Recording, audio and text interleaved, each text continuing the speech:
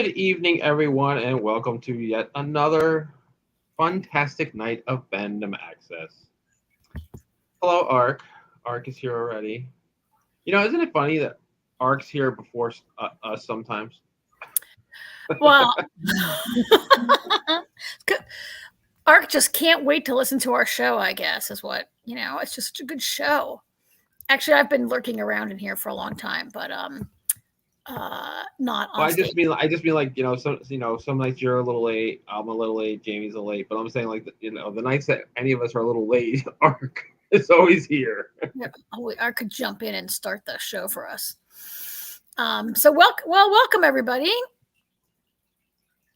Speaking of people not being here, Jamie's running a little late, so we're just going to jump into the Lazarus Project since Jamie hasn't caught up on that yet.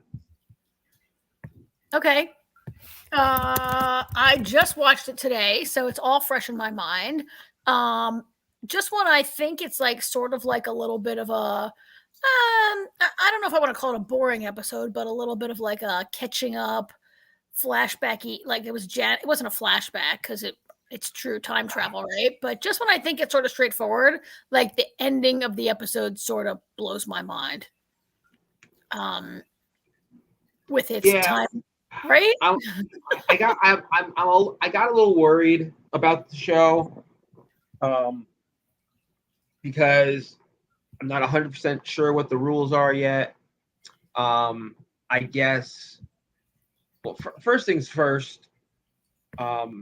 This all has to continue to happen. They're not going to be able to save her. They're not going to be able to stop it because you can't. If you do, then you don't do things to even bring us to this point in the first place. But I guess you can make little changes as long as the overall big thing stays the same. I guess, put it in Doctor Who terms, as long, you can make little changes as long as the what does he always call, like, the fixed moment in time? Fixed moments. Because as we see, Janet convincing Dr. Gray to go ahead with the experiment creates a situation where Wes ups the timetable on Project Midnight. And everything happens, what is it, 2 days or 2 days before, I think? 2 days, 4 days, maybe, yeah. Yeah, where it was. It happened sooner than it's supposed to. So Janet being there created that, which is a little bit of a change, but it's still not going to change the ultimate thing. And what's funny is in the beginning of the episode when we see Janet kill Dr. Gray, I felt like Dr. Gray had a look of recognition on her face. Then we find out why she had that look of recognition in the beginning of the episode. Yeah. Yeah, but I tell you what though, Dr. Gray's the worst. You want to know why I think Dr. Gray's the worst? Another person playing with time because of a love. Yeah. Her I don't remember if she said it was her wife or just her girlfriend, whoever it was, the love of her life, died of cancer, and now she's going to create time travel to go back and get more time with her. So it's not just George, apparently. Yeah, it is a little frustrating that I don't have a picture of Dr. West, but yeah, everybody on this show is like, not everybody. I mean, Archie's one of the few people who, allowed Ross to be dead and didn't try to. I mean, at least we didn't see a lot of her trying to change anything. We saw her many, many times, with him at the end of the world, just as they turned back time. Yeah, that was actually a little disappointing to find out that was Dr. West's motivation. I almost would prefer her to not to be just a driven scientist who, believes that discovering the science is worth the cost than this person who's like wants to go back in time and like resurrect her. There's no cure for cancer, so what are you going to do? Go back and be with her, or, Yeah, I don't know what her end goal was, but it was disappointing. As Ark says, like playing with time for love is a major trope that we see lately, and entirely on this show. Like almost all the characters on this show. Archie's the only one that actually like was like, all right, I get it. But yeah, I mean, that conversation with Ross, when she asked Ross, she's like, "What would you do if I died?" During, and he's like, "I would." He goes, "I would. I don't care what it would take. I would go back and get you. I would fix it." Oh so, yeah. I mean, but we also see that Ross isn't the greatest person either. So Ross is not in this picture. He's already dead. I think, right? and it's. I mean, honestly, most of our characters in this show aren't really good people. Yeah, I mean, there's Horrible George. Sarah succumbed to it kind of, and she she didn't do what George did, but she did start messing around, right, with her other boyfriend and stuff. I mean, Reborov, come on, he since season 1, he's been trying to manage. Actually, he's my favorite. Right? I do like him a lot. I like his character. But he's been since day 1 of this show trying to, change time. To be fair, with Rebrov, at least I'll give him, his whole motivation has been his child because of all the anguish they went through. And now he's just trying to get Janet back. He's not even trying to change time. You know what I mean? Well, and also, he and Janet lost their child because of the Lazarus Project, right? Right. They were read in and they're aware, and then and not just lost their child, but what Janet went through, having to go through labor 20 times in a row, 20, 40, 80, who knows, right?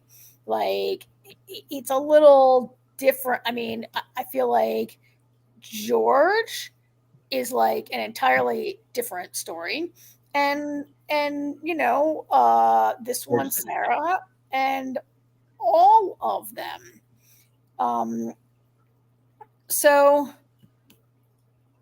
this picture, I think, is actually of Janet in the final moments there, right? She's carrying, this is when this is at Operation Midnight happens early. She's in the lab. She knows they're coming, and she's taking the data or whatever it is. Yeah, this is when she goes. Yeah, that's right when she goes to hide the data in that office that they find in the future. Yeah. So I mean, I was a little I didn't love how so 2012 Janet, Operation Midnight Janet comes in and she's going to shoot Dr. West, and the conversation happens differently, but she says to her Janet, and Janet says how do you know me? And Janet's mind immediately goes to time travel. She's I think they invented time travel without even looking. It was a little too easy, I thought, but because I mean, given what they've been playing with and what they know, I think it's a I understand her immediately jumping to that, going, "Oh shit!" Yeah, and she then tries to stop Ross from killing Dr. West because I guess because Janet realizes if Dr. West knows Janet, then Janet has to have gone back in time. She realizes that at some point in the future she goes back in time, and that's how this woman knows her, right? Or else that woman comes forward in time and knows her. Either way, that she kind of figures it out real fast. I mean, she is a super genius, right? She's the smartest person of anyone in the whole Lazarus Project. But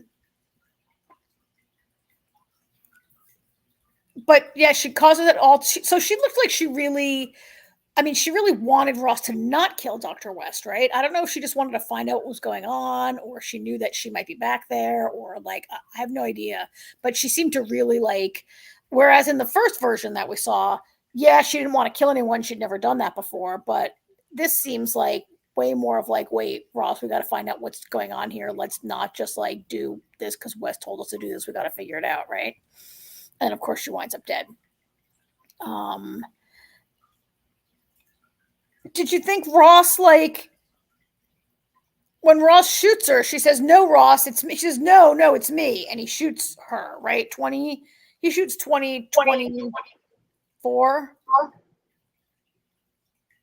Right? He shoots 2024, Janet? no, he shoots, yeah. 2012 Ross shoots 2024 Janet, and right before he shoots her, she says, "No, it's me," because I guess she has recognized him, right? And she must have figured out that she knew he was coming. She's like, "No, it's me," and he shoots her. And I thought, like, I don't know, he didn't seem to register that he had shot her. He didn't seem freaked out. I guess maybe he didn't notice that it was Janet. Like, what did you think about that? I don't think he knew it was her. I think he was just shooting everybody and everything he saw. A lot of the shows I watched this week involved like people who are just going to shoot and not really worry about it. Yeah, and so now we know how Becky ends up. Like, now we know how Janet. Becky wakes up. Janet is dead. What's her name? The fake father is missing, and she's sent away. It's kind of the same story that. I'm really curious about what's going on with Bryson. Bryce, that's his name. Bryson. Something like that. I'm really curious to know how he's like looping and what it has to do with George. Yeah, they haven't shown that in a couple of weeks, right? Like, they did the previous week, but the thing about it is, obviously, we're gonna find out how it's happening, but it's like it's one more thing that we're playing with that could be problematic plot wise. Yeah, and how is George doesn't have anything to do with Operation Midnight yet, right? Like, as the episode ends, the 2024 team has just landed in 2012, right? Yeah. And we don't know what's going to happen. And they arrive 4 days before Project Midnight, right? So, but, right, does it say 4 days? They arrive 4 days before Project Midnight, but sending Janet back accelerated it. So, like, are they going to miss it also? Or are they 4 days ahead of the planned Project Midnight, or when it actually, like it blows my mind when I start thinking about these things, and I'm like, what do they mean? Yeah. Interesting to find out that the guy who is the boss of it's called Operation Icarus, he calls it, right? And that he was Wes's boss, Wes's partner, Wes's accountant. I get it. I feel like they were partners. He's part of the Lazarus Project. Yep. Gone rogue. So that was kind of, I kind of thought that guy was, I don't know what I think about that guy. If he's like, a bit, it was just interesting to see that, like, basically this is an offshoot of the Lazarus Project, which when you think about it is maybe inevitable, that if you have a space anomaly, what do they call it? The anomaly? You have a space anomaly that allows you to set back time to July 1st every year so you can avoid the end of the world. Like, isn't it only natural that you'd want to go back further, that you'd like be tempted to mess with true time travel if you could? So I guess it was inevitable. So it's very sad that they kidnap Becky to force Janet to go back in time, and they're like, if you go back and do this, then you will get to be with your daughter and you'll be free. And then in the end, she's killed, right? Well, the other thing about it is, she also, you see her agonizing with it. I'm glad they acknowledged it. When Janet and Bryson are having the conversation, she's like, if I change anything, then none of this happens. So she's like, so she knows, as much as she likes Dr. Gray and really considers her a friend and everything, she knows she can't save her. Yeah. Which makes that night really sad. The last time she sees her really sad, because she's like, knows that it's the last time she's going to see her. And that's why she's like, hey, you know what? Let's see if time travel works. Yeah. And that's why she invites her to dinner. The other weird part of all this is the way Janet and Bryson and Becky appear to be actually almost like a happy family, right? And I know that Janet was forced. He's basically Janet's handler, that she was forced to go along with it. I was surprised when she had Dr. West over, and they seemed to be like this happy family. And there were times where he picks Becky up and she seems to really like look at him as a stepfather-y kind of figure, and Janet appears to not really hate him when he is basically her jailer. So like, there are not enough episodes, and I don't care that much. But if this was like a 22 episode season, I'd like to see what that's about, like how their relationship came to be almost cordial, or not almost, like really cordial, right?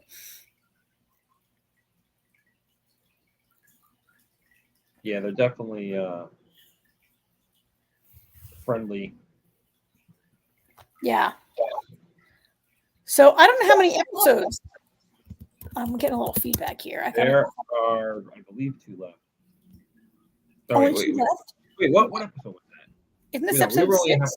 That was only episode 5. So there's 3 left. I can't believe there's only 3 more left. And how they're going to wrap it all up, and maybe they're not, because at the end of March, Sky confirmed that they were canceling it. Just got canceled, which is too bad, because like I wish they would have let the second season run in the US to maybe help with their numbers, but I guess they only care about Sky. And also, I feel like nobody's watch. I feel like we're the only who watch this. Nobody's covering this. Like if I like search the Lazarus Project on Google or whatever, I don't see anybody recapping it. I don't see anybody reviewing it. I feel like we're the only people who watch and love this show. But TNT's not really supporting it. There's some advertisements like that. I see a few ads to watch it, but I don't see like there are no, like I'm always complaining there are no press photos on the site. They're not like I mean they're advertising it, but they're not giving it like a ton of support. I don't know if they are moving away from scripted television. Maybe actually isn't that why Snowpiercer got canceled? Isn't everybody? No, Snowpiercer was I don't know what the hell why they did what they did with Snowpiercer. Snowpiercer I think was going to be a write-off. But because they didn't own it, they were allowed to shop it. I guess I don't know. Anyway, this was not the greatest episode, but it was still good, right? Like they devoted a lot of time to this relationship between Janet and Dr. West, only for them to both be killed in the end. Which her name's Dr. Gray, right? Dr. Gray. Why do I keep calling her Dr. West? I don't know. Dr. West. Why am I calling her Dr. West? No, I guess because I don't know what her name is. Dr. Gray. Okay. So they spent all this time with Dr. Gray and Janet becoming friendly and getting to be, and I know it was about Janet's character and like liking this person and knowing that your past self is coming in the near future to kill her in a very mind-bendy kind of sentence I just said. But it does seem like an entire episode devoted to 2 characters who are dead by the end of it is a little I don't know, except that it's resetting, right? Like now the team has just landed in 2012 and we're going to see this whole thing again next week maybe, but with new people involved. So I guess maybe it's going to turn out to be important, the feelings that Janet has developed, the collegial feelings she's developed for Dr. Gray. And we know that Janet is just, I mean, she never wanted to like kill anyone in the first place. That's really not why you sign up for the Lazarus Project, is to kill people, despite supposed to be to save people. Well, yeah, despite that, everyone on the whole show is always going around killing people, actually, right? But that's because they know you're going to come back to life in the next loop. Exactly. They're not really like, Janet is one of the few who has really expressed like discomfort with shooting people. So I guess we kind of have it covered. Anything else going on this week?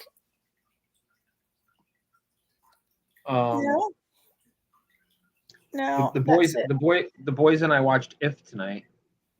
What If? What's that? It's that new Ryan Reynolds movie that was written and directed by Krasinski. Oh, no, I don't really know about it, but was it good? It was really good. It's about If stands for Imaginary Friends. Oh, I might have heard about it, and you can imagine that I would not maybe initially be attracted to that show, right? Or movie, whatever it is. But I know you like Ryan Reynolds, and I like Ryan Reynolds too. He's a nice presence on screen. I saw a movie that he made recently where he went back in time and encountered his younger self, right? You see that movie where he and isn't it Ryan Reynolds and Zoe? Adam Project. The Adam Project, yeah. Yeah, I saw that not that long ago. So, all right. Well, I was stalling a little bit while we're waiting for Jamie, but she has told us to go ahead and move on to our next show, right? And that was this week's amazing episode. Team Black is in the house again, right? Everybody here is Team Black. If you're Team Green, speak up, because I would really like to hear you justify anything supporting these people, supporting Allison and her crew of despicable children. Well, not all of them. Her daughter Helena. This was a pretty amazing episode, and I know that you have read the book, AJ, and you probably knew that most of this was coming. But did it live up to your expectations? Oh yeah, that was amazing. As soon as Granny said, "I'll go," I was like, "Oh, I know what's gonna happen." I was like, "She's dying tonight." Yeah. Oh, I'm getting feedback on my thing here. Yeah, as soon as she said, "Oh, you have to send me. There's no other choice," you kind of knew it was going to happen. And looking back, it was kind of telegraphed from that moment where she acknowledges her husband's illegitimate, that basically acknowledges that this is her son's illegitimate child. And she's nice to him. She kind of accepts him, and then she says to Corliss, which I thought I had a picture of them, but I guess I don't. She says to Corliss, he saved your life. You should not hide him. He should be rewarded, not forced to hide away. And on Game of Thrones, when a character gets closure, they're doomed, right? Yeah. But you understood what she was saying, right? About that guy, about the guy that saved his life. She was saying, "I know he's your son." Oh, okay, yeah, because it was very obscure, but I thought it was pretty obvious.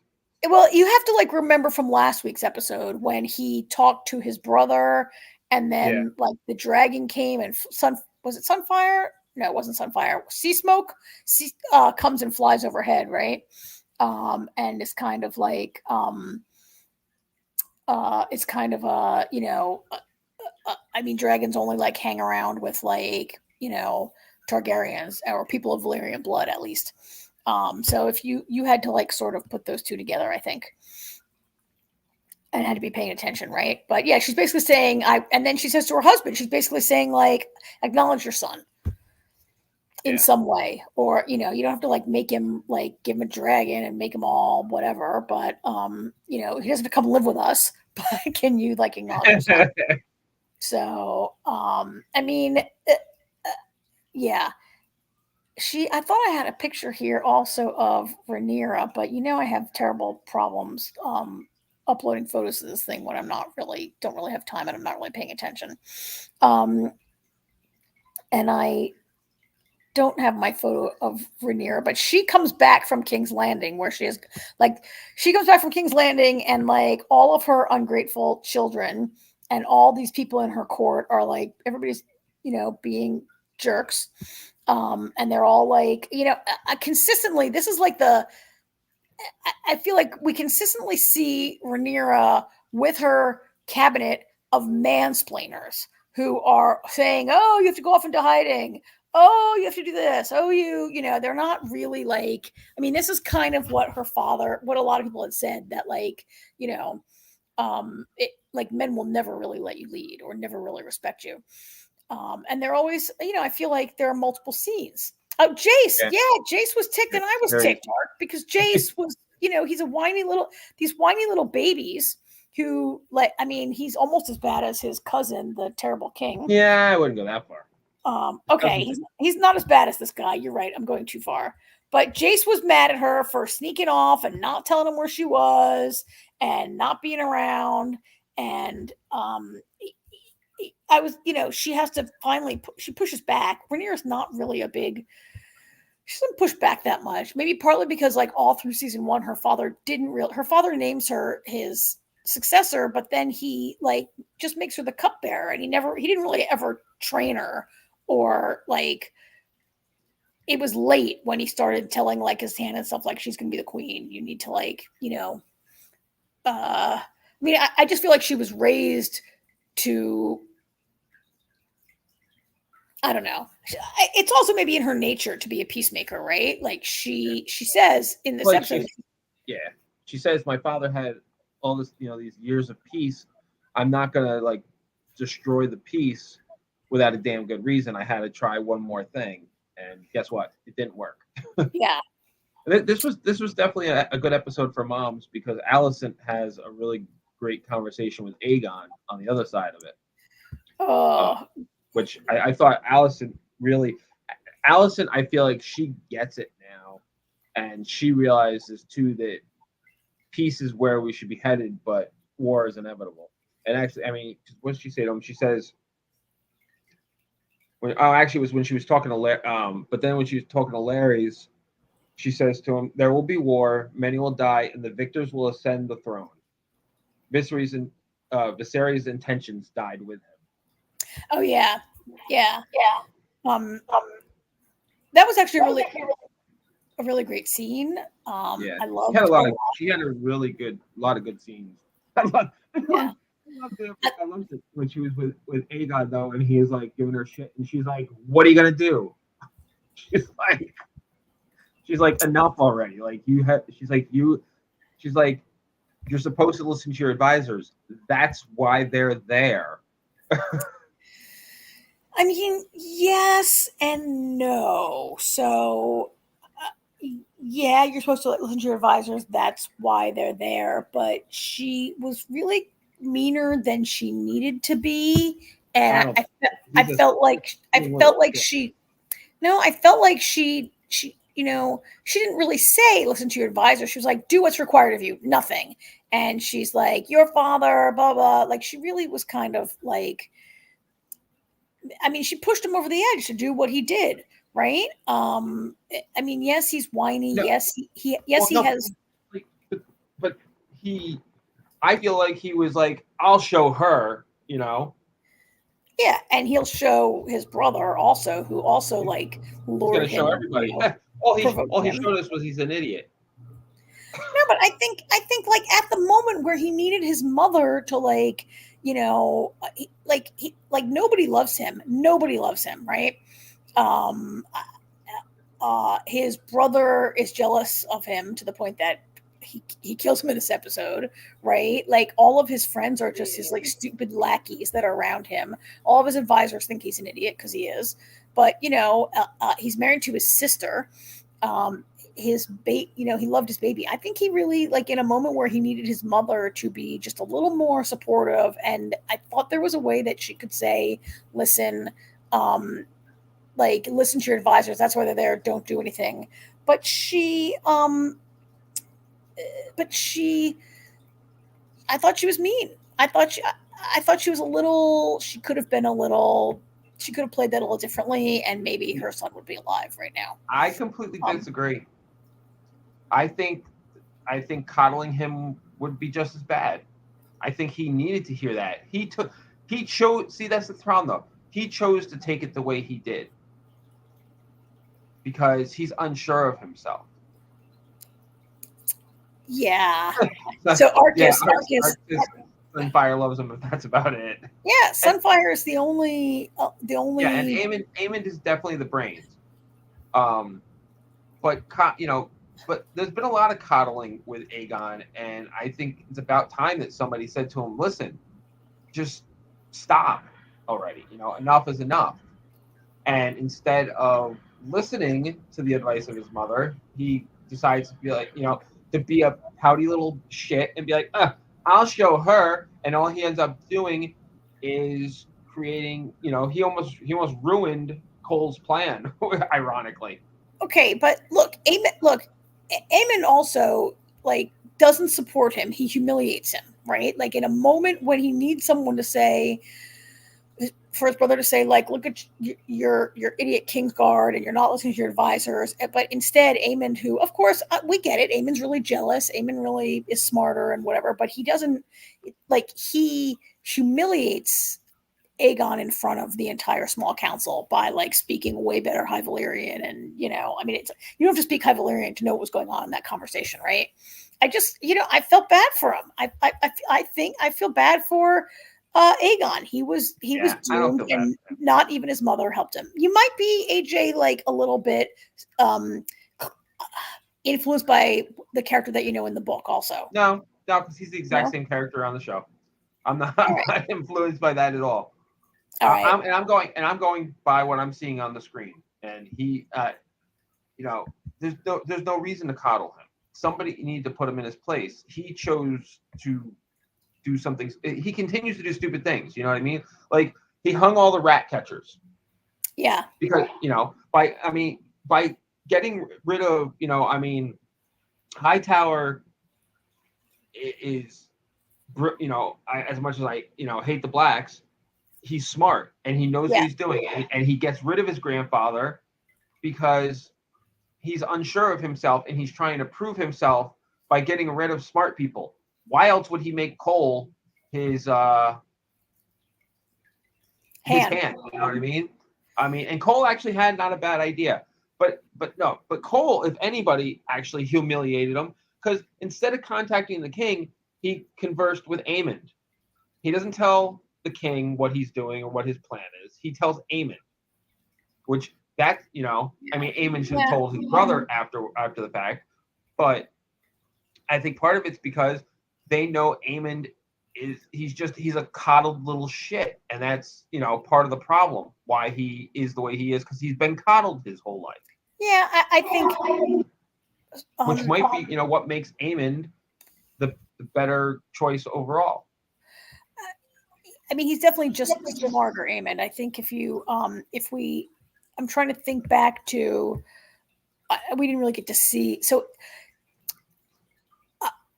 I think there's another handicap that Aegon brought in, was that he never was raised to rule, because he wasn't supposed to rule, right? He was supposed to, it was supposed to be Rhaenyra, and so he was never around the small council. He never went to any council meetings. He was not, he was also, I think he was very, very small, right? Like, we have a time jump, and there are a period of years where Alicent really rules as the regent, I think, right? But I think, I think there's that handicap where Aegon didn't have a chance to be around watching his father be king, because it was Rhaenyra who was supposedly getting that education, not Aegon. And he wasn't, it wasn't inculcated in him that he would have. I'm not saying he's not a jerk, and that he's not. He certainly was not intellectually or temperamentally up to the task, but he was not even in the slightest bit prepared for it, right? Either. Right. Oh, and he's like 16, right? Okay, so yes, to be fair, I understand what you're saying, Art. Yes. I would not trust Aegon. However, he is the king. and by not telling him, by not letting him know this stuff, by not telling him any of it, that adds to that small council meeting, and Aegon has to explain to him why Cole's plan is better.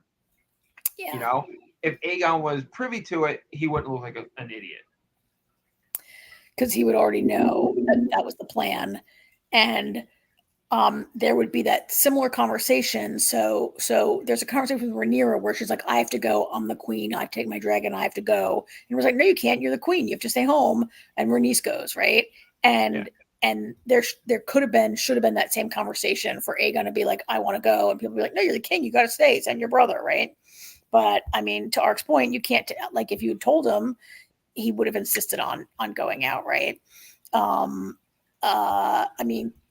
Cole. So I love this shot of Criston Cole, because he realizes, like, he sees this, and he realizes this. He realizes, oh shit, there's a dragon. Well, No, there's more than that. Yeah, but yeah. So Jamie, there were supposed to be 2 dragons in this fight, and the king came. The king, who was like a drunken 16-year-old, came out on his smaller dragon and got killed. Um. But yeah, Okay, you keep saying Aegon's dead. You think he's dead? no, I don't think he's dead. I think he's crippled. Right? He's not dead. If he's dead, it's too easy for him to be crippled and unable to really rule and like having a crisis and like a third person. And I guess there's that. I mean, so many things could happen because there could be that danger that he would that he would wake up and tell what happened, depending upon how, I mean, we saw this scene, and I think I don't have the scene with the sword, but I think had Kristen Cole not come along, do you think Aemond would have killed Aegon to make sure he was dead? Killed him, make sure he was dead. You know what I mean? Killed him. Yeah, no, I know what you mean, but I'm not really sure what his intentions were.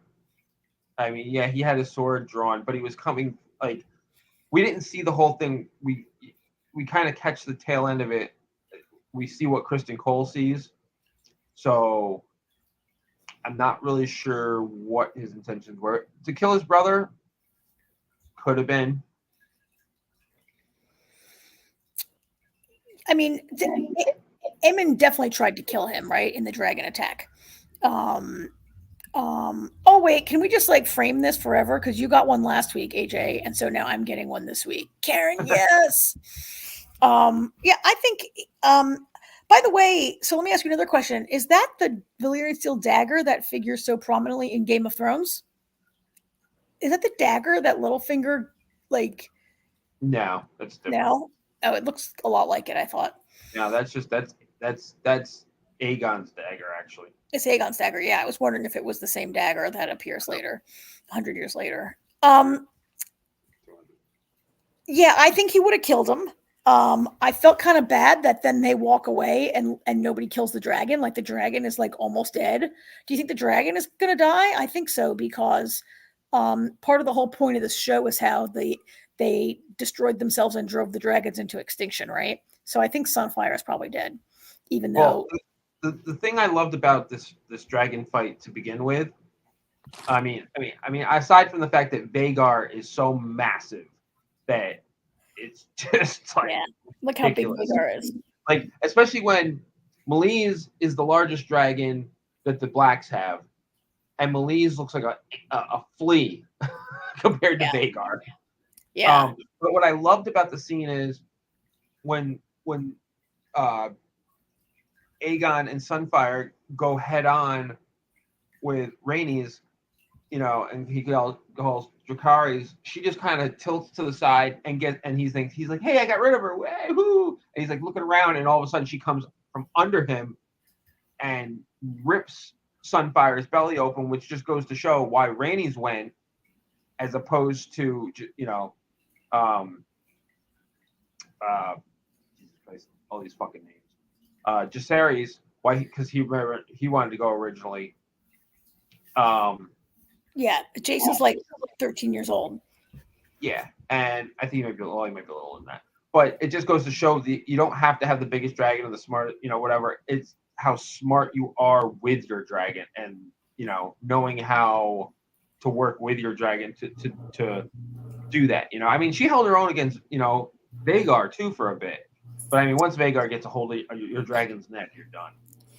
Yeah, I want to come back in a second to this comment that Ark made in the chat, but I read a bunch of stories about this episode on Vulture, maybe on Collider, maybe on maybe not Screen Rant,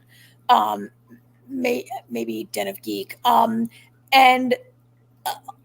the actors and the creators spoke a lot about this episode, and like Eve Best talked a lot about this scene and where Aemond like tells his dragon Dracarys, right, which is that's the command to breathe fire, right? Yeah.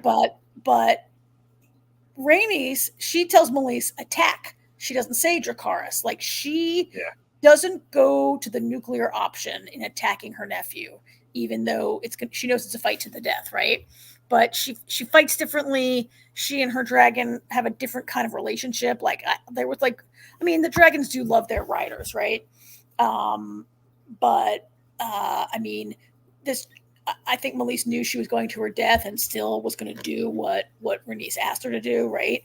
And then, I mean, I think it's kind of not surprising for Aemon to, like, you know, he says Dracarys, the first time he says it is when he burns his brother alive on the dragon back, right? Like, and you can see in Aegon's eyes, he's like, oh shit, my brother's killing me, right? He's like, oh good, you're here to help me. And then he like calls his dragon to attack. It was kind of awesome. But I really, it was really kind of heartbreaking to me when Vhagar gets Melis's head, like bites her neck, and you know she like, and he's like biting her neck to death, right? Like that was really horrible. And then the way that as they're falling, like Rhaenys just kind of lets go and leans back. Yeah, well, she knows it's a wrap. Suicide mission all along. It was pretty awesome. So they said that this episode took a year. I was reading, maybe it was in a Vulture. They were like, so how long did that take? Like 2 weeks? And she was like, are you kidding me? Like I was a month. Just, they call it what do they call it? The bull or the bronco? Because the thing they ride on is like a mechanical bull, right? The beast is what they call it. Anyway, like she was 4 weeks just shooting like her part of it. And it took an entire year for them to shoot everything. And then of course to draw, the CGI was great. The dragons looked fantastic. Like whatever money they're spending on it, I thought it looked great, right? Yep. So before we revisit a couple of other stupid people that will probably be dead soon, everyone in this show is going to be dead soon. I just want to go back to the stagger. If they pull out 4 seasons, they won't be all be dead soon. Yeah, wow. I want to go back. When Ark said it has the story of ice and fire carved on it, you mean this? Is that this dagger has the story of ice and fire carved on it? And that's why it's the king's dagger, I guess. And this is like a, I think that's what Ark meant. I got to get a closer look at this dagger. I thought the story of ice and fire was on a sword. It might be on a sword. It could be on the dagger. I thought it was a sword. The dagger. Yeah, no, it's on the dagger. Ark says the dagger. Cried both times you watched it, huh? Yeah, and we were sad for the dragons. We weren't really sad for these people who are mostly not really that likable. I was gonna say I'm not watching it, but I would definitely be sad for the dragons. That's what I was thinking. A show's cool; it has dragons, and they kill the dragons. That's the good part. Yeah. The dragons. So coming back to Allison, we didn't mention the part where she appears to be pregnant. Or she doesn't appear to be. she definitely was. She's pregnant with this bozo's child, the worst hand of the king ever, right? And she's pregnant, and if anybody finds out, I don't even know what they do to her. Like, what happens? So like, getting pregnant out of wedlock is bad when you are the dowager queen. And these guys, the Kingsguard are supposed to be sworn to celibacy, right? Like that's kind of the whole point, is that they're like kind of like Jedi, that they're not supposed to have a wife or kids or anything. So these two, I think it's only a matter of time before they're found out. And of course, Lord Larys knows. When Lord Larys comes in, of course he does. Because if you are going to drink a glass of like abortifacient punch, you shouldn't leave it lying around where the sneakiest, smartest dude in the country can find it, right? Like, she left the cup. Also, why do people keep barging into the queen's bedroom without like not knocking, right? But he comes in there, and within he knocked because she was down by the fireplace getting the rocks. Oh yeah, and she's like, come, like she was very annoyed that somebody was knocking on her door. Yeah. It was a beautiful scene because without ever saying it, I thought it became really clear that he knows she's pregnant. He knows it's Kristen Cole. And he knows that Viserys didn't want Aegon to be like, he knows it all. He knows everything. Well, he's the master of whispers. He is. He is. Um, he's the spider. What was the bald guy, the spider of Game of Thrones? He's his oh yeah, Cole knocked up both Rhaenys and Alicent. Cole's the worst. I hope he'll be dead soon. So all that went on. That was like all pretty like good stuff going on there also. That can only come back to haunt people. And somehow in this episode we managed to get a whole lot of Matt Smith also, right? Which I'm not happy about. Why? Do they want to play? Because I'm sorry, but Damon's stuff right now is the most boring shit. He's just hallucinating. How do you like it, Karen? You don't like hallucination? No, he's hanging around. Harrenhal was a dump 100 years ago, and it's going to be a dump when Arya goes there. I don't understand why people are trying to capture this castle where literally it's huge. Like it is huge, and goats live inside it, and rain falls on you in bed or whatever, and it apparently might be haunted because you're right. Matt Smith walks around hallucinating again for almost this entire episode.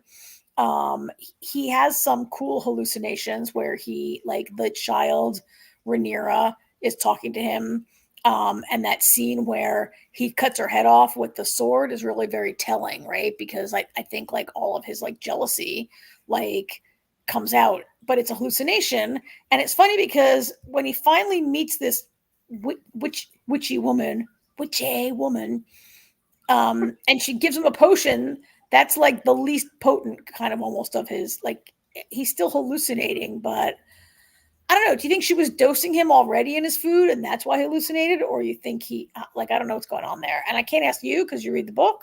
I think Damon, I think Damon has issues. Okay. I mean, he's got a lot of guilt and a lot of problems, right?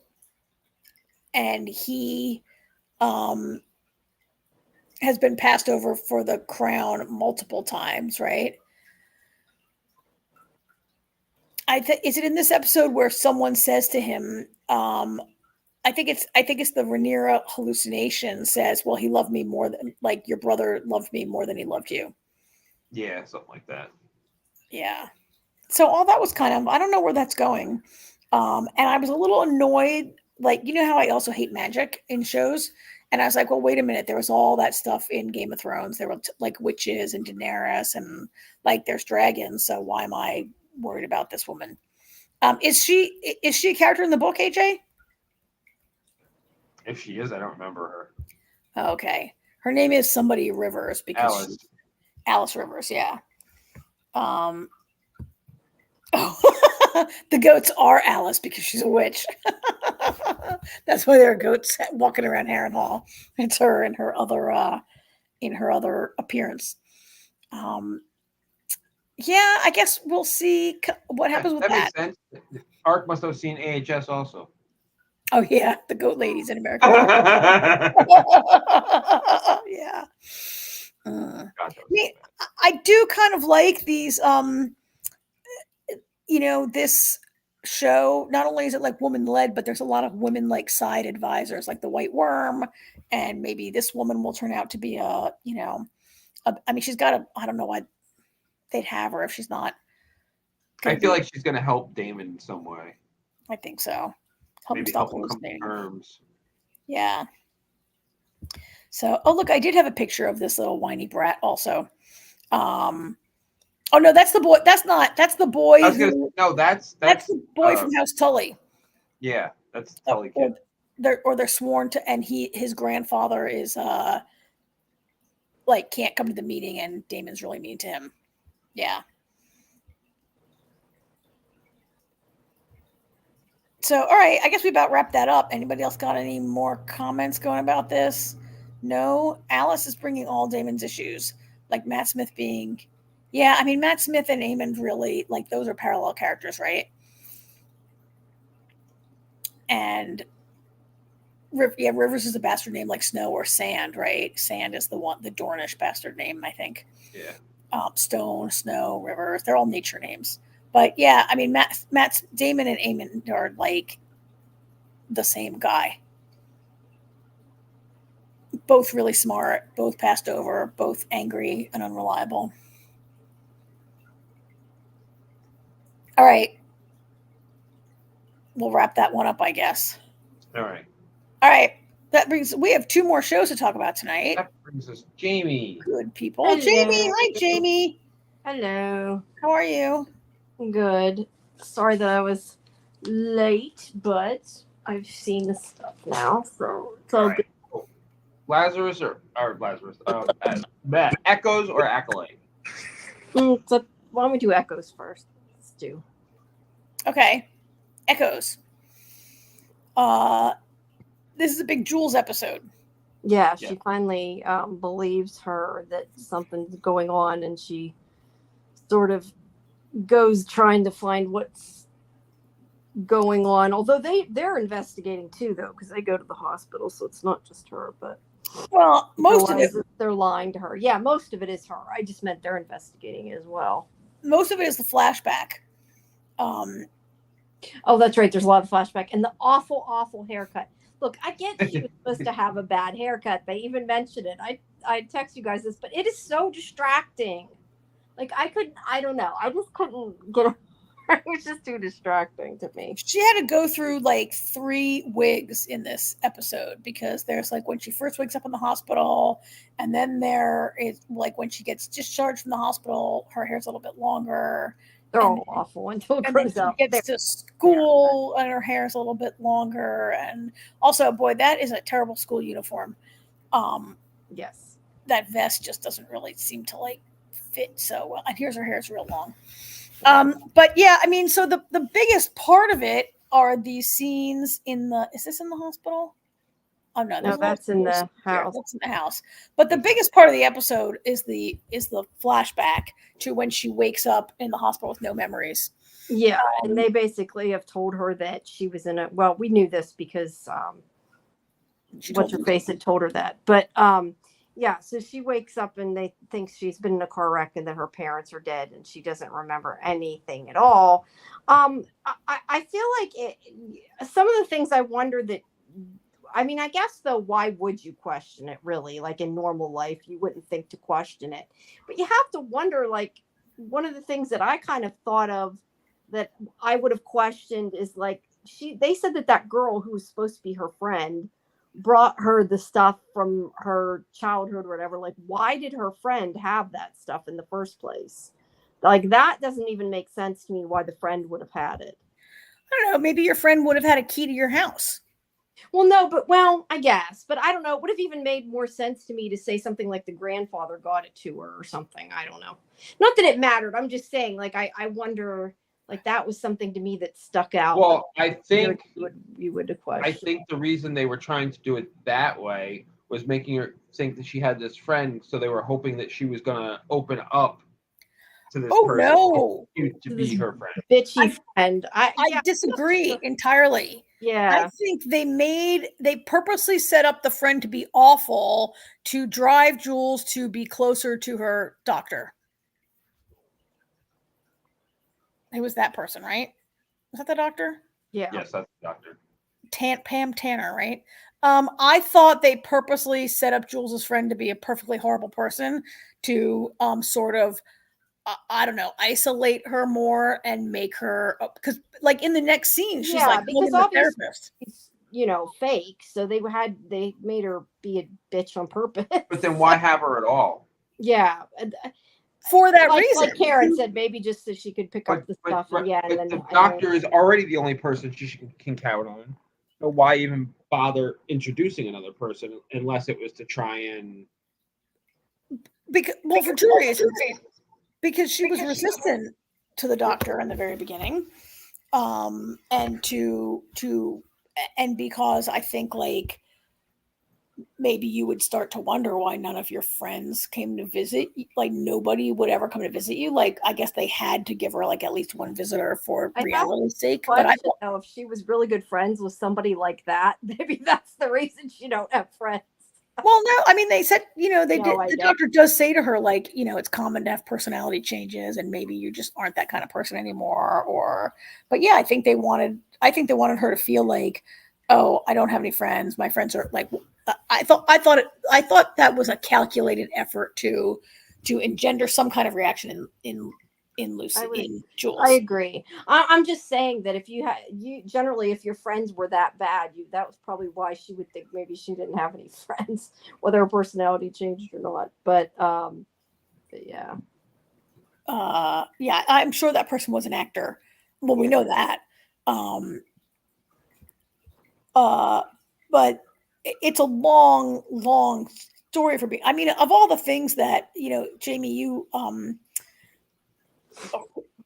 Jamie, AJ, one of you guys was talking about, like, some things that maybe they had done sloppily. I mean, I don't understand how they're pulling off this gigantic cloning operation when, like Jules wakes up in the hospital and she reaches behind her ear and there's a blob of pink jelly. Like, you can't even, like, adequately, like, clean up all traces of your printing operation. Like, that's just like amateur hour, right? To not, like, clean your clone up before you put him in a fake hospital. It's a real hospital, you know what I mean? They're not clones or printouts, but yeah. Whatever, you know what I mean. I kind of wonder if I don't know. Part of me wondered if that's more like, and granted, I think they did it because they're linking the two together, that they both were in the pink goo, but that makes me think of, like, when you actually make 3D printouts and they have, like, the strings attached to them, and, like, they're not that easy to clean off to get all those little pieces out, like in real life when they make 3D things. Yeah, I don't know, but I agree with you. I mean, some of the things are blatantly obvious as clues, but I mean, like I said, why would you question it in a way? Like, most people aren't going to wake up from a coma from being in a car accident and assume that everything's a lie. Like, we see them more probably than she does because we know it's a lie, where she doesn't necessarily. But I do agree that they're kind of sloppy, especially that they hired somebody to write her journal but didn't even follow up to. I mean, because if she, I have to kind of wonder, number one, that I don't think she's somebody who, especially the new her, would not have read whatever that unicorn, I forget what it was, Pegasus book or whatever. So I guess maybe she just thought it sounded like a quote and looked it up, as opposed to she recognized it. But I have to question that she found it that easy and they didn't. Like, the clues were a little obvious, like, too easy to find. You know what I mean? Like, I mean, in a way they had to be for the story to make sense. But I'm just saying, like, I do think that the people were a bit sloppy with some of the fake memories and everything else. And I guess some of the stuff she thought she remembered, she didn't really remember then, because I had forgotten until I was rewatching that she was talking about the memories she had about her dog or whatever. I don't think that was supposed to be a real memory, was it? I don't know. I mean, I don't know that it's even relevant, because it's not really relevant to the story either way. It's just like a tiny memory, but I don't think so. It might have been made up too. I don't think that was supposed to be an implanted memory, but I do think that it is possible for you to have a false memory or think you have a memory of things from reading things. Yeah. No, but there are things about my, like, childhood that when I think about it, I'm like, do I really remember that, or did someone tell me that? And so I remember. Yeah. I remember somebody, one of our teachers said this at some point, something like that. You only make memories after a certain age. And that if you have a memory from, like, before that age, it's actually because you've heard somebody tell you that story and you think you remember it. So yeah, that's true too. It might just be because he was reading about it. I just wondered, because I don't think it was supposed to be a real memory. I also think not really relevant either way. I also think maybe it demonstrated how desperate she was to remember something, as anybody would be in that situation. Like, it, like, right? And so her brain, like, just gave her what she was, like, so desperate to have. Maybe. It is interesting. I mean, I don't want to pick the show apart too much, but it is interesting that you'd go to all this effort to write a diary. Like, if you fetch the diary from the house or whatever, like, where's her phone with all her pictures with her friends and her parents, and where are family out? Like, she has nothing from her past. Yeah, you're right. If the girl went to get this stuff, why wouldn't she have gotten those kind of things? Or even said something like the phone got destroyed in the crowd, although I guess with the cloud it would have been backed up. But yeah, those are good questions. But I also think maybe it would have worked out a little better if they had made the backstory a little more believable. Like she says, oh, it's normal to have a personality change. But it seems like the personality in the journal is so far removed from her personality that that's a big reason why she doesn't believe it was her that wrote it. Like, why not make it more like her, Well, when I operate a cloning operation where I'm printing clones, and I'm going to have the backstory be, oh, I'm sorry your whole house burned down with every single piece of everything you ever owned that is evidence of your life. Wouldn't that be a better backstory? Your house burned down. Your house blew up and you weren't home, or I don't know, like, and everything is gone. Yep, totally agree. But so we got a big shot of her life. Also, she's the school drug. She makes drugs in school. Does she make the drugs in school? Yeah, she creates this drug that they sniff or whatever, and it makes their dreams more. I want to say more lucid, but makes their dreams kind of crazy and able to visit them different. Which I feel like there's some Casima joke in there somewhere, but I don't know. I can't figure out what it is, but I feel like there's a joke to be made. I really loved a lot of little jokes in this episode where, this is her friend in school, and apparently they're dating, but then there's then this, I forget this girl's name. She says, it's okay, we can be poly. And then Jules says, how about we don't put a label on it? And then later, there's a scene where Jules's fake mom and is showing her new bedroom with a private bathroom. I don't think the parents are fake. I think they're an actual couple that they had foster her. You don't think they're in on it?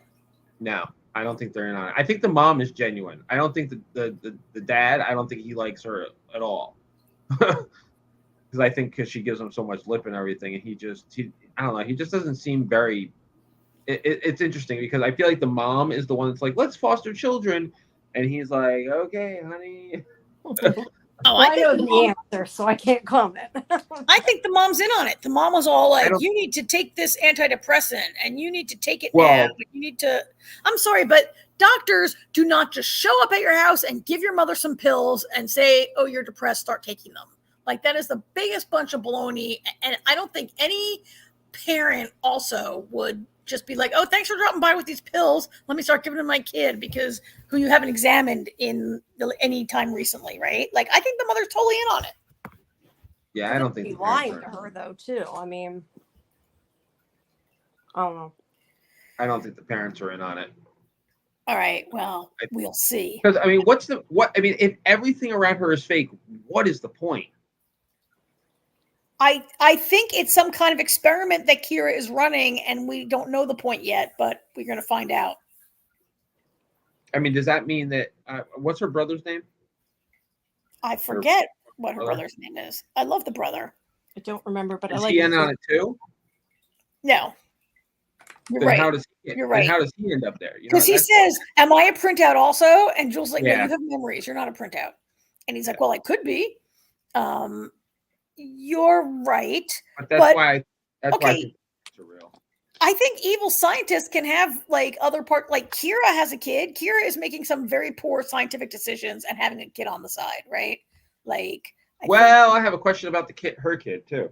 Well, yeah, I do now that she engineered an entire blood drive just to get some of her son's blood. Oh no, I don't think she was trying to get it. No, I think she was hiding it. Yeah, I think she was hiding it. That's what I thought when I saw it. I know. My question is, does she not want anybody to know who his father is, or B, is he a fucking printout too? Like, did she print out a child? Oh, I don't know. I ever thought there was anything wrong with him. I just definitely thought that she didn't want them to have his blood for some reason. That was what made me think when I watched it. Yeah, although Karen's idea is really interesting too. I had never thought of that. What's that?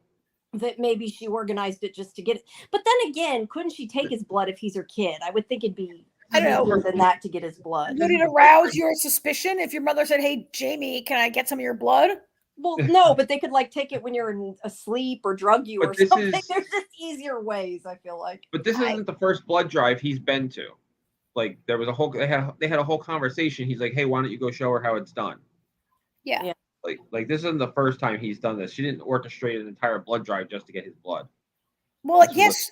Well, when she goes into the secret blood hiding lab, the guy goes, "Oh, we had so many." He goes, "We had so many donors today, Dr. Manning. Thanks for setting this up."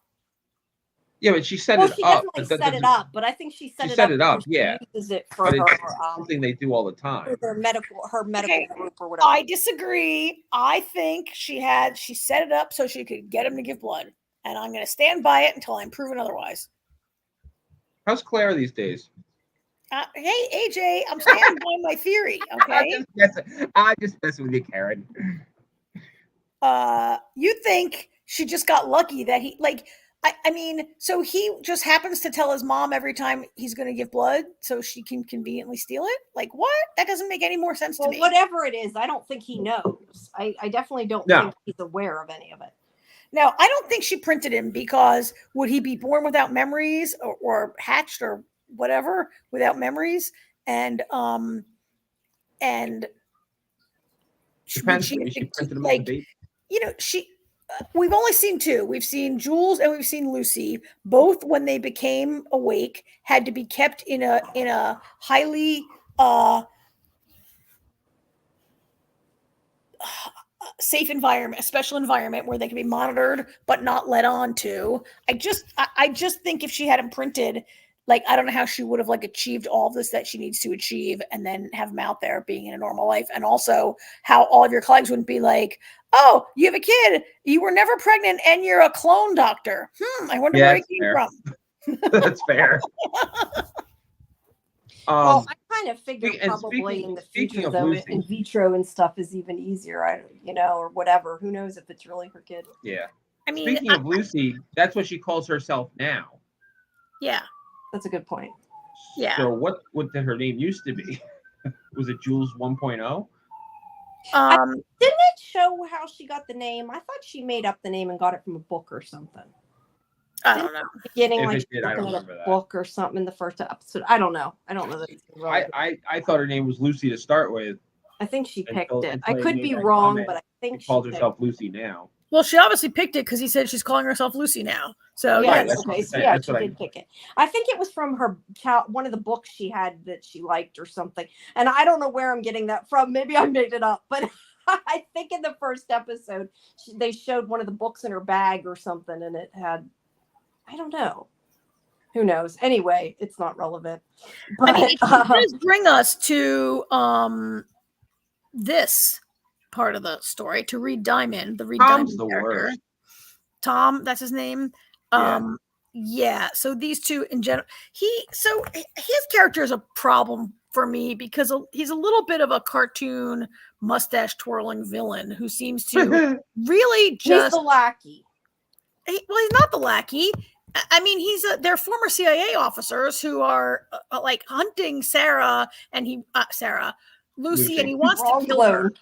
Like he's not a lackey. He's off on his like he wants to kill her, and like the woman, she keeps saying things like, well, she keeps pointing out all the holes in his theory that Lucy's dangerous, and he keeps dismissing her. "Thanks for always giving your feedback," he says. I look forward to him being killed soon. I want a lot of people to get killed on TV this week, and he's very violent. He's near the top of my list.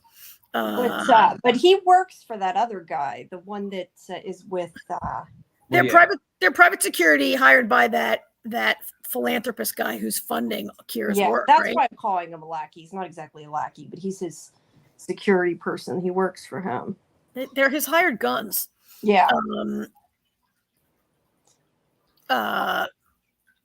They're his hired guns, and this guy's really dangerous, and he wants to get like he's like, "Oh, she's dangerous, she has to be killed." The donor guy has given him permission to get, like, something's going on here that's bigger than even Kira knows, I think, right? Mm-hmm. And I just think when you are a cartoon level villain intent on killing the heroine, you of course are going to be killed. You can't go after Clone Club. Everybody who came for Clone Club was sorry in the end, right? That's true. AJ, you said it last week or the week before, so I'm gonna ask you again. Disappointed in Kira? Are we? Right? I continue to be disappointed in Kira. Oh, absolutely. Yeah. I don't understand her motivation behind this, and the fact that B apparently knows, and Cosima, so they all know what she's doing. Yeah. Well, we don't know what they know. Maybe that's why Sarah's not talking to her. We don't know what they know. I don't think that that's accurate. She called Cosima to talk about the problems she's having. Yeah, in like episode 1. Like if that's the reveal, that's how you find out that she's Kira Manning when she calls. Hi, Aunt Cosima. She called, but I don't think she actually said what it was. Did she? Didn't she just say? I'm trying to remember. Okay. I thought she just said something like, I think I did something I shouldn't have, or I don't know. Yeah. I think I did that. You're sitting in your clone lab, calling your clone aunt, who also has made clone serums, and you don't, and absolutely know. Like you don't mention. I don't think there's any way that she didn't like Cosima doesn't. I mean, Cosima has to know all of it, or a lot of it. I mean, again, AJ pointed out at the beginning of the season that remember this is like 30 years down the road, and clones are a totally accepted part of. I pointed that out. Totally accepted. I don't know, but everybody knows. Everybody knows that clones exist. Yeah. I mean, really, like.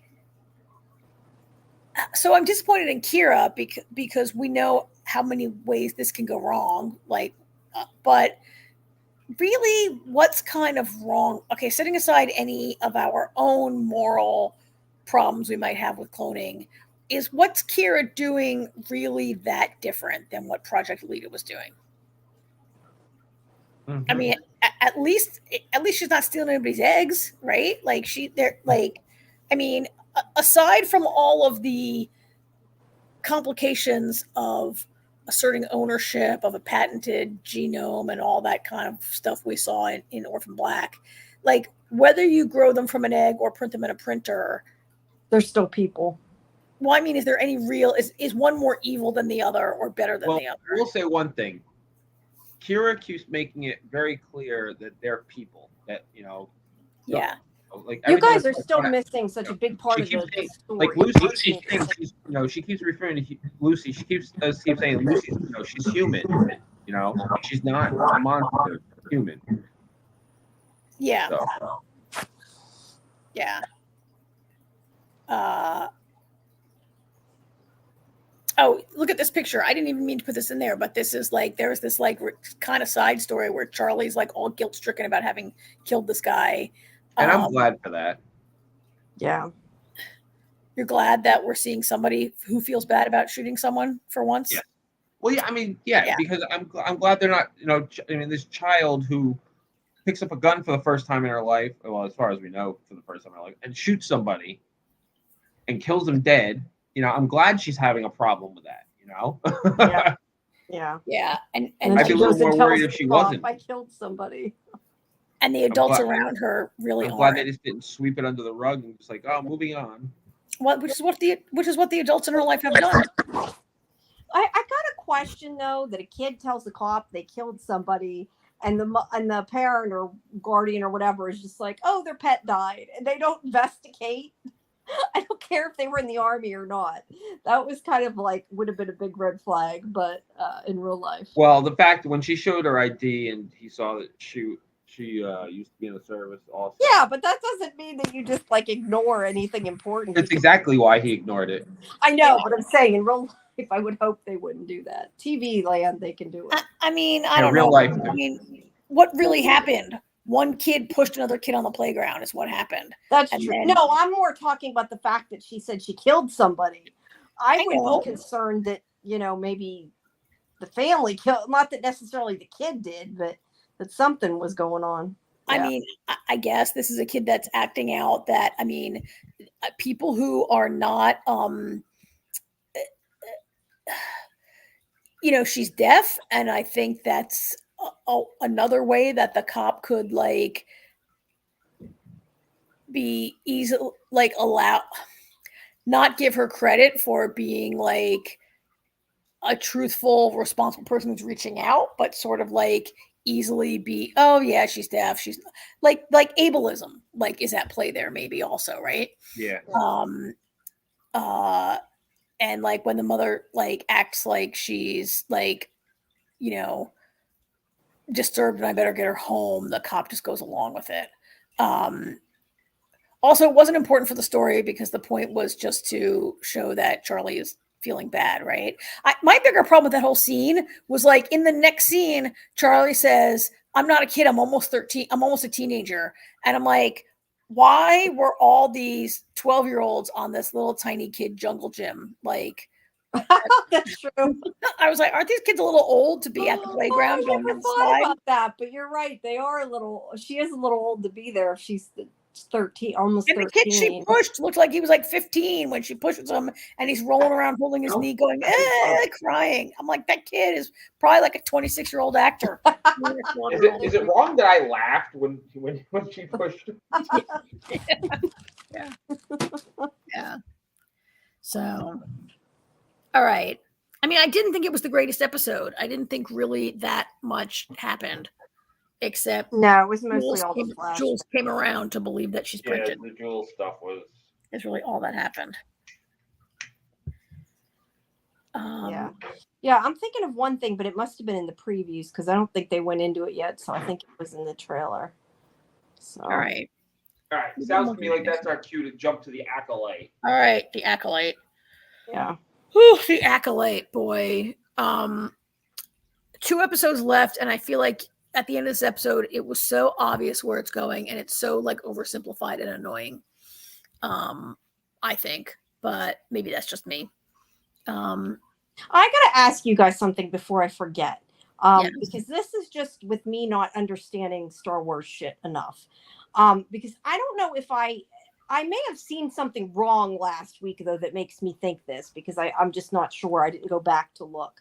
But I'm pretty sure that I am so bad with character names. The girl, the one that was killed, the one that was killed. Remind me her name. The one we all liked. Oh, Carrie-Anne Moss and Indara. Yes. Yeah.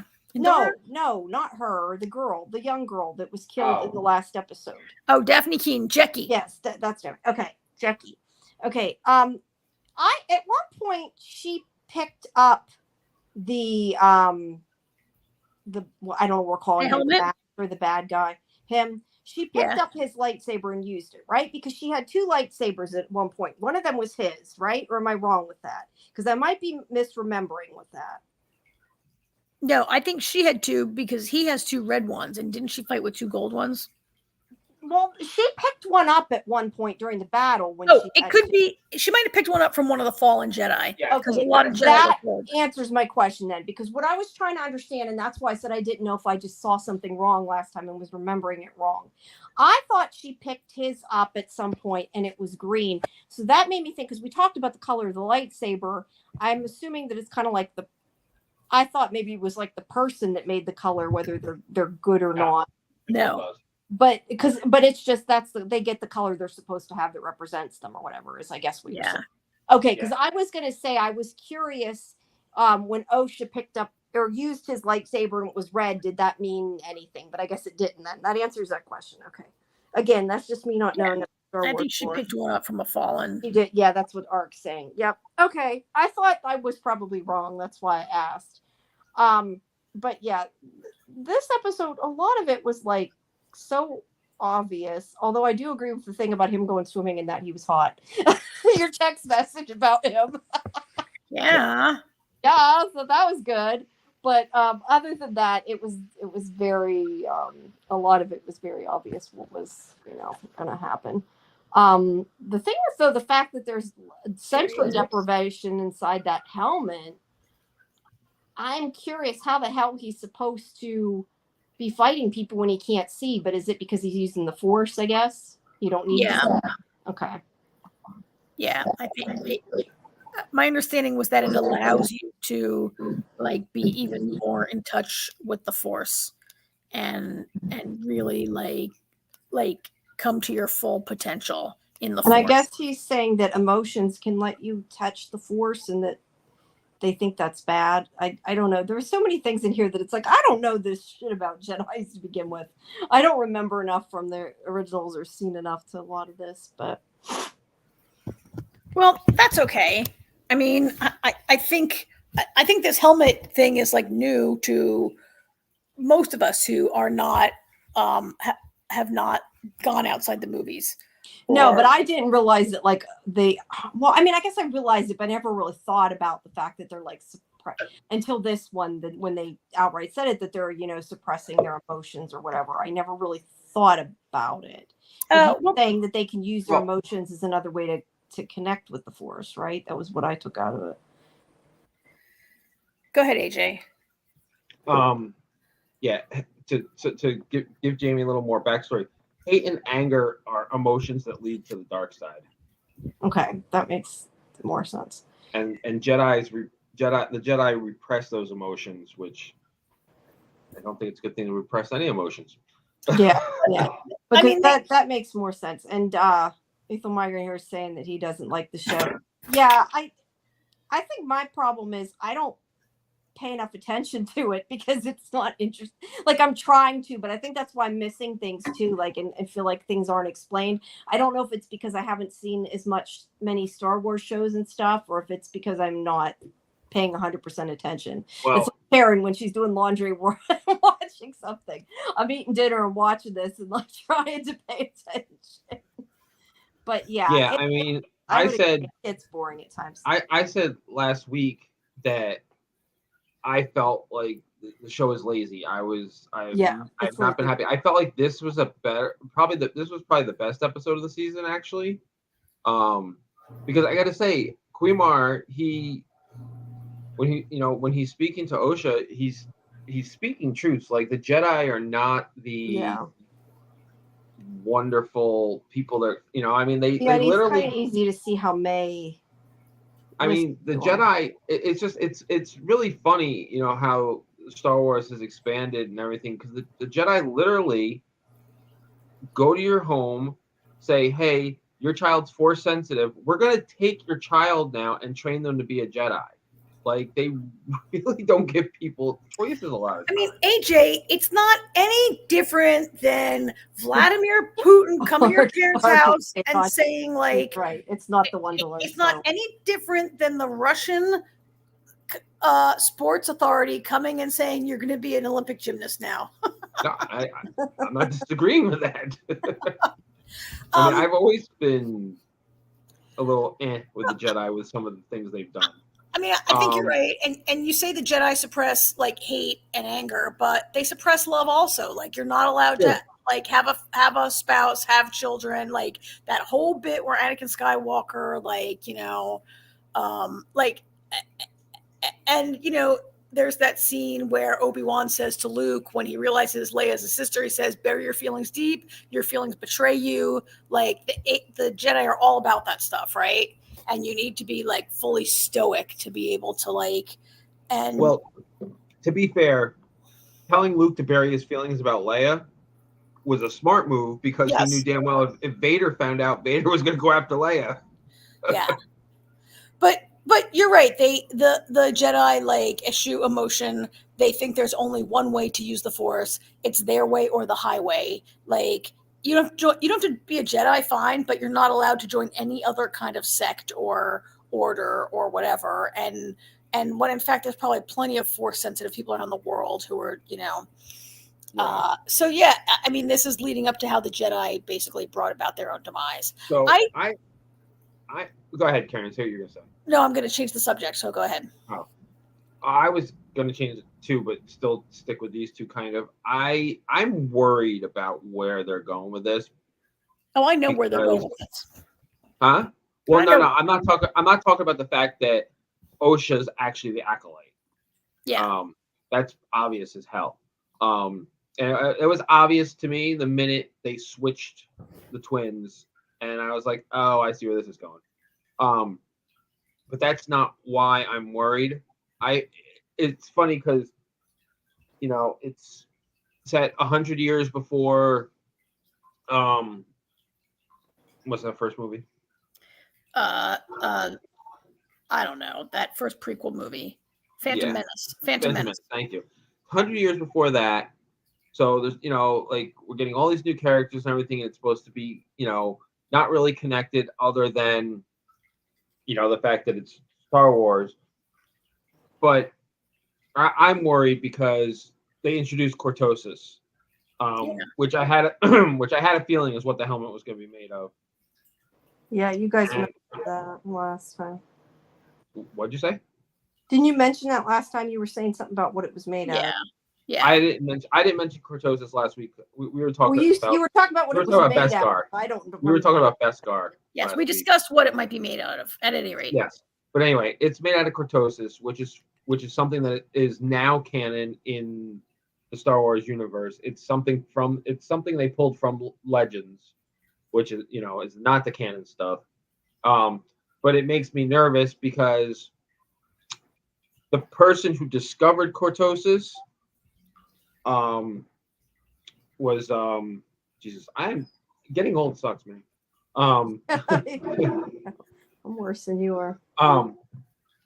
The person who discovered the cortosis was Darth Tenebris, who is Darth Plagueis's master, and Plagueis was Palpatine's master. So I feel like they are making a connection to the Star Wars movies that we've seen. I mean, I think, you know, to Lethal Migraine's point about it being pretty boring, I mean, I think it's I think the whole twin switcheroo thing, I know Star Wars likes to have a twin thing, right? And Luke and Leia were twins and whatever, but I think it's just so obvious, been so telegraphed that like I complained last week when May had like an on the spot change of heart and was like, oh, I don't need to do this. I don't need to be your acolyte. I can run away. And like, you know, you thought Osha was light and May was dark. And in the end, it's going to turn out that Osha becomes the acolyte, embraces the dark side. And May has like turned around to, I don't know, at the very least to stop killing Jedi. Right. And to not kill Soul. And Soul's an idiot. Yeah. It took me way too long to realize that was May. Well, but at least he realized it. I don't know that I thought he was going to realize it. I figured he'd just keep being stupid. Yeah, I had a picture of her strapped to that bed. I don't know why I don't have it anymore. And I don't like, sometimes I hate TV tropes. Like Power goes out. He's got her strapped to the bed. He's going to tell her story time. But we're probably going to find out what he knows. Power comes back on, and he's like, "Okay, we'll talk later." Like, really? Where is he? Where's his picture? There he is. Yeah, we'll talk later.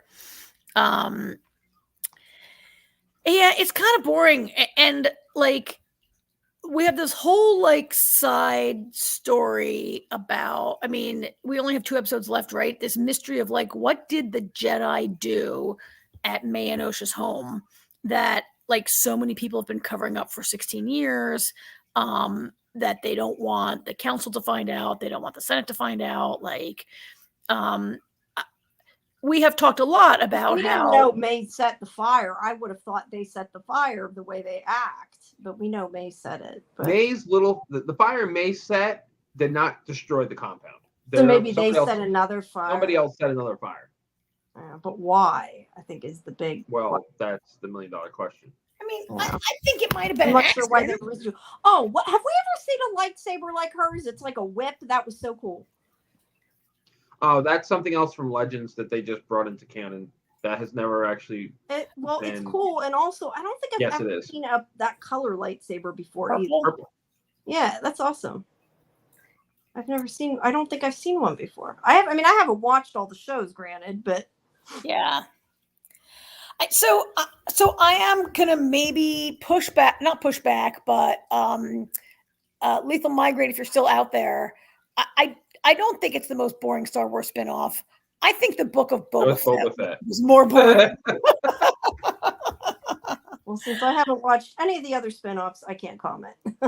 I thought the Book of Boba Fett was more boring, except for the 3 episodes that Grogu appears in, right? That the Mandalorian like comes over and does the little crossover bit. And there were some good fights, and I love myself some Grogu, but that was more. And AJ, you and I are among the few people maybe in America who thought the that other one whose name I forget right now, the spinoff from Rogue One, Andor. We thought Andor was boring. We're the only people. We're the only people who didn't really like Andor that much. That was awful. Except for the Empire part, the politics. Andor did a way better job with the sort of office politics Jedi thing. This stuff could be kind of more interesting. I mean, the most interesting maybe part of this should be the part where the Jedi set themselves up. The Jedi became so arrogant and so powerful that they're setting themselves up for the Phantom Menace, and like that could be. But maybe if I'm the creators, I figure like that's not a new story. We know where that goes. But I don't know. This might be maybe what's boring about it is that the films are all supposed to be epics, and this is like so far such small potatoes, like this little Jedi cover up of whatever they did. I don't know. Hey, Art hated Andor also. Oh my God, we're finding our people. Yeah, you're not the only ones. Trust me, Andor was horrible. Yeah, we did not like it. Except when there were like people like trying to climb the ladder in the office at the Galactic Empire. The Empire Office Edition was the only part we liked. But yeah, this is just not. Now we're gonna watch the next 2 episodes, but this, I mean, I feel bad, Jamie, that you don't really watch any of these shows, and this is like the bad one. And this is the one I picked, right? You got to go back and watch The Mandalorian. Yeah. And yeah, you might like Andor, but it's not for us. So I can't even imagine what's going to happen in the next 2 weeks of this show, because I feel like it's already done. I feel like we already know that the twins are going to switch. Like Osha becomes the Acolyte, May becomes, reformed or whatever, and we find out like something that the Jedi should be that the Jedi caused whatever fire killed all the witches. Yeah. Or they just killed, and that they knew, and they allowed these twins to like carry that for the next. I mean, I don't know if they knew. They seem to all have really believed May was dead, but Osha has carried this for 16 years, right? Mm-hmm. But it seems kind of like what can happen for 2 more weeks on this show. Maybe we could see more of Manny Jacinto. This is the most naked picture they had of him because it's Disney, right? I was like, oh, I'm going to download a picture of him in that swimming pool. And then this was the closest I could get. Yeah, you'd have to go. But at least he's not screen cap for that. Apparently, he's not ever going to have sleeves ever again. So that be thankful that's not for a that, bad right? thing. Yeah, I was gonna say. Yeah. Yeah. So, all right. You got anything else on this? Nope. Nope. No. Nope. I don't think all so. Right. So next week, these same 4 shows will air again. Plus, that's it, right? Plus that's nothing. Next week is ARC. The ARC. That's not until Wednesday. After. Yeah, I was gonna say that's after. That's not until Wednesday. So we'll cover it a whole week later. I think maybe ARC will cover it on her show, or Michael Day is going to cover it on his show, right? Michael Day definitely will be having some kind of what's his show called? Talented Universe might have some coverage of the ARC, some interviews at some point. Yeah, and we already have interviews that I've done that just aren't getting posted yet because some of them are embargoed. Okay. And ARC will be covering the ARC, or at least watching the ARC. Yeah, ARC will watch. So we'll cover that a whole week later, which means like the week after next, we will have The Ark and Snowpiercer. Yes. Snowpiercer airs on the 21st. No. So I kind of wish it wasn't on Wednesday because like us being like a whole week, behind. yeah, Let's fix that. I know it happens. Every now and then We'll be behind almost, but well, by a whole Not week. Yeah. behind. Not behind, but I mean, like we're almost a week before we cover it. I just mean. But we'll talk about it the day before it's on again. So True. Hey, Arc 54. So you're going to cover the Arc on Talented Universe and what's Tattoo? Something and Talented I should know what the name of the show is. We should know that. Since it's on our network, we should know that. We're going to cover it on Talented Universe and on Tattoo. And Tattoo. So just check out here at NDB Media for the other shows. For the Arc Extravaganza that's coming. Yep. All right. Yep, and stay tuned for our interviews at Sci-Fi Vision. Like I said, some of them are embargoed until I got to go through them and see if they're all have spoiler trekking across the universe. But some of them are embargoed till after the premiere. So I got to look and see. But I do have interviews with some of the cast. I'm not saying who because some of them not even because you don't know what happened at the end of the season. A lot of we don't really know who survived. So. Everything's embargoed. Okay.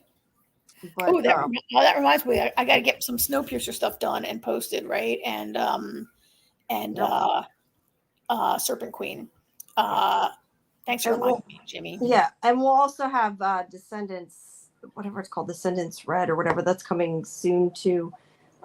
Christian did that. Those will be up. Oh, and also for people to see. I posted today. It took longer because I was trying to fix the audio from them. She took interviews or did interviews in the red carpet for My Lady Jane that went up today. Right. So some more interviews for that if people want to see them. But I did the best I could of the audio, trying to fix it because it was very noisy. But people can watch those, and there's some pictures and stuff from the premiere. So.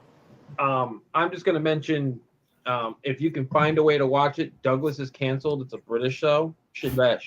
It's only 4 episodes. I've only watched 2 so far, but it's hilarious.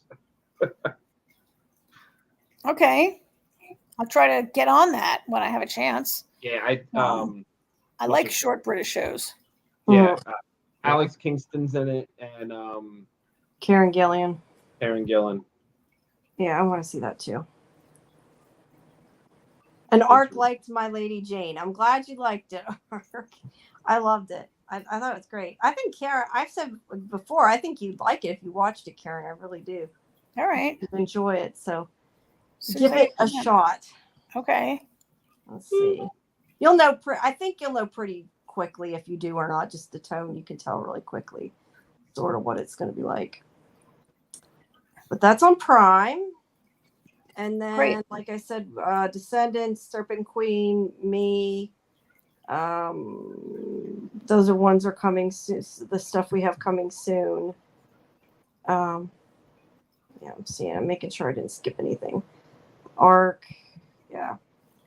That's the newest stuff I think. They're the closest upcoming stuff.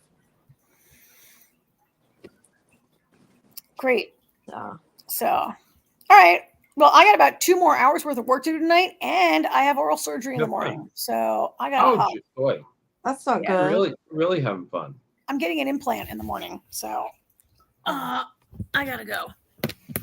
All right. Well, thank you everybody for listening. Thanks, guys. Talk to you next week. Back next week with the same 4. Oh wait, next week, Papa. Oh yeah, next week. Don't forget that here on NDB, Arc has a Monday night House of the Dragon recap show. Wait, it's funny. I was gonna listen to it last night, and I completely forgot. I was flying. Sorry, I don't have anything to add, but yeah, I could not get into that show. Right. I was stranded in the Dallas airport last night, so that's why I missed it. Oh, that's fun. Yeah. But all right, well, I gotta hop. All right. Good night, everybody. See y'all next week. Yeah, I'm gonna go to Good bed. I'm night. falling asleep. Bye. It's Bye. been a long day. Bye bye, guys. Have a good night. See y'all next week.